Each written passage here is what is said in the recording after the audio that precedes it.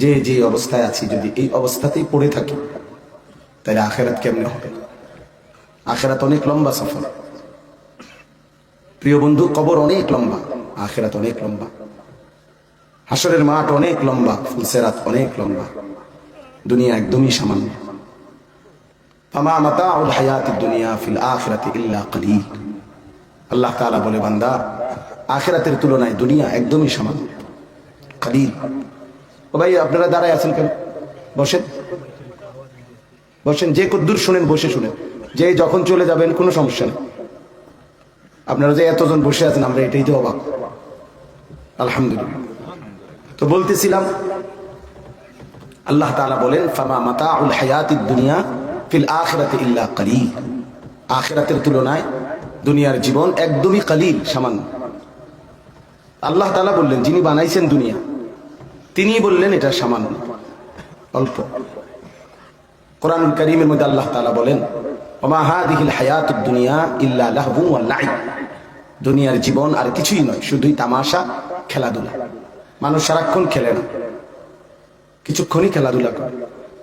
এই জন্য দুনিয়া একটা খেলাধুলা, তামাশা, মালা ঠোলা, এই ক্ষণিকের হুলস্থুল, এরপরে কবরে চলে যাও। আল্লাহকুমুত তাকাসুর হাত্তা যুরতুমুল মাকাবির। আল্লাহ তাআলা বলে, বান্দা, দুনিয়া বাড়াইবার নেশায় আখিরাত ভুলে গেলা, দেখবা এরই মধ্যে একদিন তুমি পৌঁছে গেছো কবরে। হাত্তা যুরতুমুল মাকাবির, এরই মধ্যে তুমি একদিন কবরে পৌঁছে গেছো। এই দেখতে দেখতে একদিন নাই, দেখতে দেখতে একদিন হায়াত ফুরায় গেছে। এজন্য দুনিয়া একদমই ছোট্ট, সামান্য, আখিরাত অনেক লম্বা।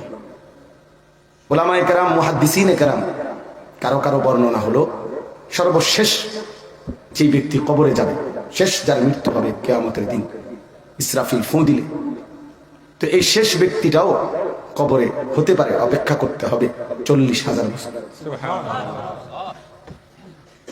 হাসরের ময়দানের একদিন, হাসরের ময়দানে আল্লাহ তাআলা বিচার করবেন, কয়দিন সেটা আল্লাহই জানে। আর সেই যে কয়দিনে হোক, তার মধ্যে একদিন হলো 50,000 বছর। কোরআন শরীফের আয়াত, ফি ইয়াউমিন কানা মিকদারুহু 50,000 সানা।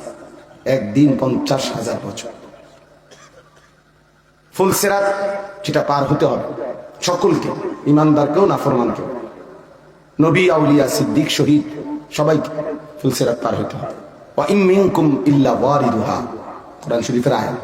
আল্লাহ বলেন, তোমাদের মধ্যে কেউই হবে না এমন যাকে এটা পার হতে হবে না, সকলকেই পার হতে হবে, সমস্ত আম্বিয়াকেও, সমস্ত মানুষকে। সেই ফুলসিরাত নবীজি বলছেন 30,000 বছরের রাস্তা।